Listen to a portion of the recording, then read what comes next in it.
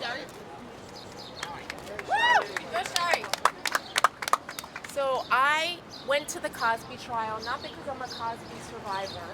I went to the trials because I'm a survivor of sexual abuse. I grew up in a family where I was abused by a family member for almost 20 years.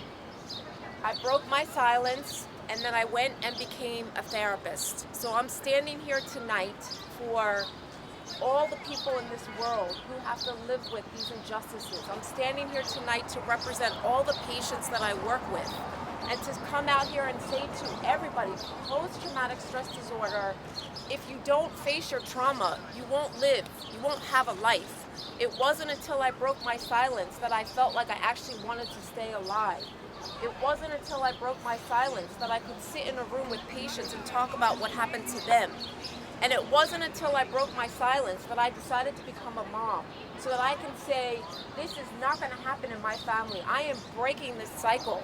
And for me, watching some of these women come forward and confront somebody who everybody loved, I thought to myself, if they can come forward and they can speak about their story, then I need to get out there and I need to start talking more about childhood abuse and sexual assault, and to say to people, it doesn't matter if your perpetrator is walking free. It's not right, it's not okay, but that's not going to stop us from living our lives. We need to focus on what we want. We need to focus on the fact that you can be victorious even if you don't go to report your crime. And the reality is, I'm not looking at pictures of Cosby right now. I'm looking at pictures of these women. And I'm so sick of seeing his face because I don't give a crap what he's doing. He can do whatever the hell he wants. I'm not going to focus on that. And this is what I say to people.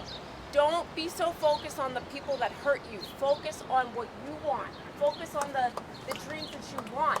I would not be alive. I would not be standing here if I did not break my silence. And I want to say to all the survivors out there who are thinking about, should I tell?